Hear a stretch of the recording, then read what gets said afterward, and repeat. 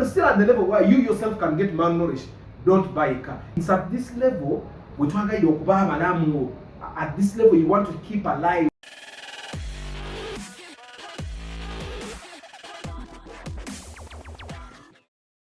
Hi, after here for the love of cars. I hope you're having a good day or a good evening or a good night, depending on when you're watching this video.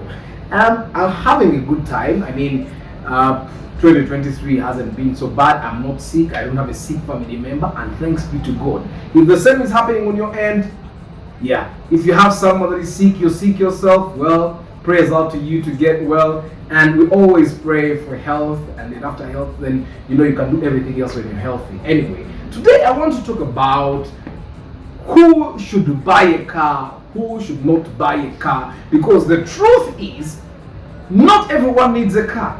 Yes, I know I did a video in the past that said, okay, the reason why you should buy a car. I did not say everybody should buy a car. I said everybody needs a car. And by the way, when we said a statement, everybody needs a car, we should add the phrase, but not everyone should buy one. Yes, everybody needs a car for transport. I mean, no. We can no longer just take borders everywhere, because you cannot take a border for 50 kilometers. I mean, you need a car to get you there. We don't have a train station in Uganda. We would say, take a train. We don't have that system here. We don't have buses that go that long journey. So in actual sense, everybody needs a car, but not everybody should buy a car. I mean, it's a fact. I often get followers that come, sometimes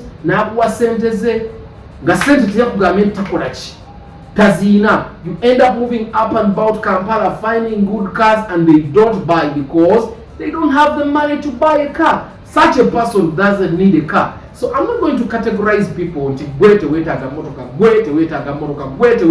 not going to tell you that such a person that should not be buying a car, because in actual sense I would be in a way attacking people, because the situation that we are in the situations are not permanent. So I don't want to come out blankly and say, if you're in this kind of situation, you should not buy a car, or if you do this kind of job, you should not be buying a car, or if you live in this kind of place, you should not buy a car. Everybody needs a car, but there are situations that we should look at before we decide to buy a car.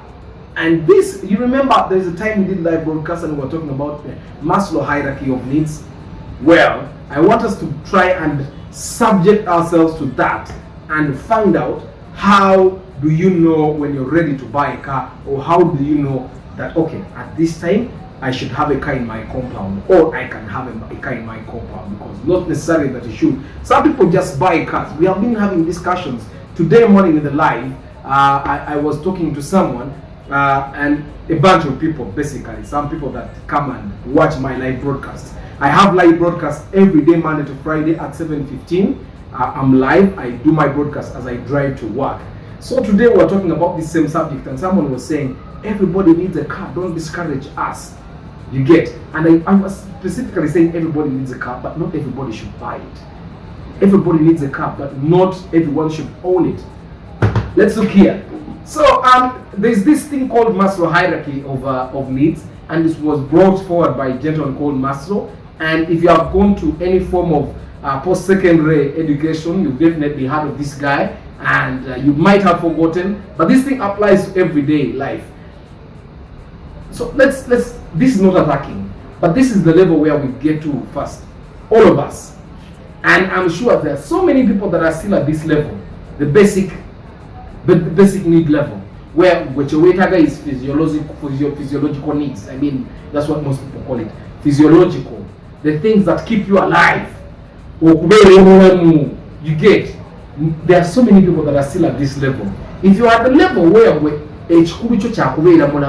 let me survive the next day, don't buy a car. Even when you get a deal and you get around 20 to 30 million, if you still have the needs of okay, engoye zokutawaanya okugula, emmere kutawaanya okugula, blanket okyali mu yala isi olowooza bwe naagula blanket ey'ebbeeyi because among the basic needs we have, of course, water, we have warmth. Depending on where you are, there are people that are in very hot places and they don't need the warmth. But everybody needs warmth. If you still get trouble sleeping, for example, you're still sleeping in a house where you know those houses that don't have ceilings, and the next door neighbor, if they are doing their jiggy jiggy, you hear all those sounds, very hard to sleep, right? So if you're still in that condition, if you're buying a car that is going to help you get out of that situation, buy it.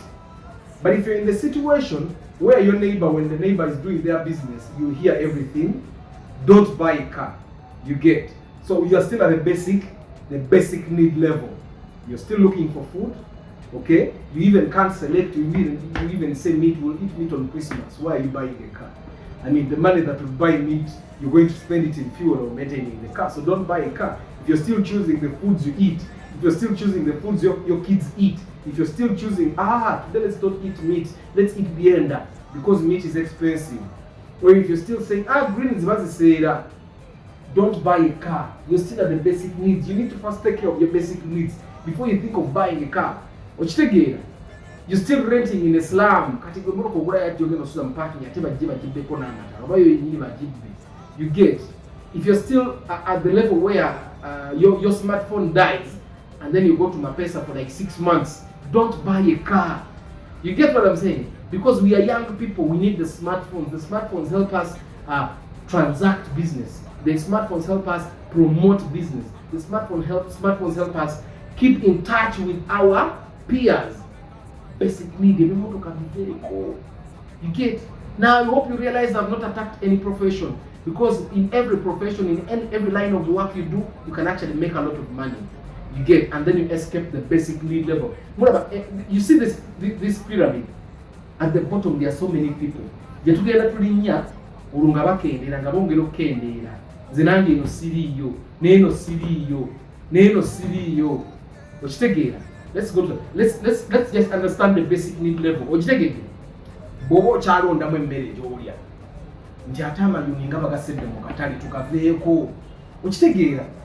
Amatoke nga bay, you know there are people that say amatoke kati babala munana. Njagala tulindeko baraddamu okubala 12 bwe tujja okugula ki amatoke. Don't buy a car until you have the luxury of saying, let's have a what we call a menu. On Monday we eat some meat, on Tuesday we eat some chickens, on Thursday let's bring chicken, on Friday let's eat rabbit meat. You get what I'm saying? Botuka kulepo ngabana basobola balanced diet ule motoka. You get. If you're still at the level where your kids can get malnourished, don't buy a car. If you're still at the level where you yourself can get malnourished, don't buy a car. If you're still at the level where you think going to gym is a luxury, don't buy a car, because it's at this level, at this level you want to keep alive, be healthy. If you're still at the level where you think running, jogging is a luxury, don't buy a car. You get. And this is the real story. I was having a live broadcast today morning, and I'm sure some of my very loyal followers felt offended. You could see from the way I had engagement. But the fact is, basic need level where most of us are, it's the level where you should not be buying. Of course, and there are many of us here that are watching this video that are in the next level. But I'm talking to the person that can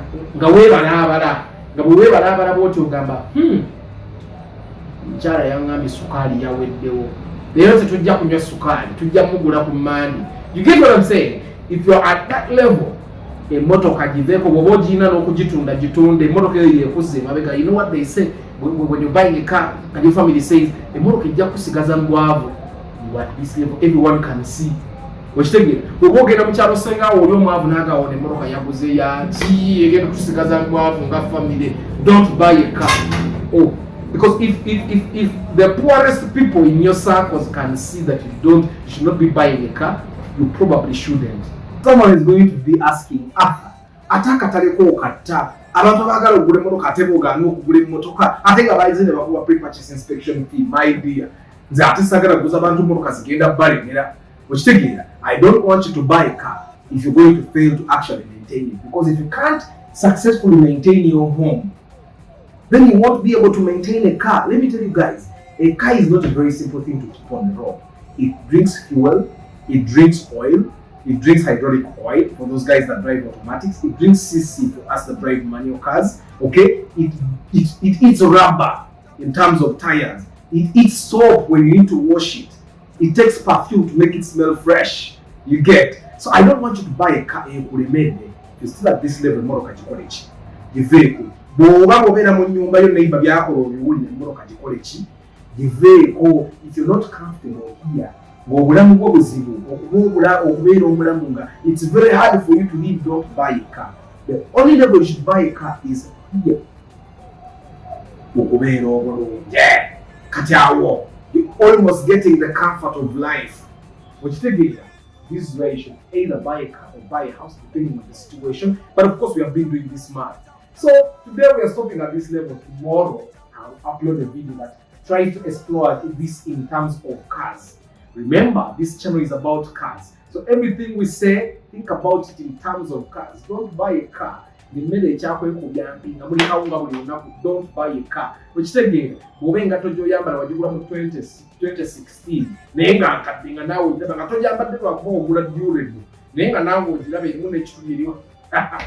Don't buy a car. My dear, abasajja engatto zaffe za mitolo 16, 18 ali bw'oba tosobola kugula ngatto yo omusajja ng'omwaka tosobola kugula at least peya y'engatto emu empya okyali wano bannange emmotoka giveeko because bw'oba tosobodde kugula ngatto emu ya mitwalo 18 omupiira gumu gwa 18 emmotoka eyabala emipiira emeka emipiira ena ate gyali kati gendamu ebintu gikaddiwa.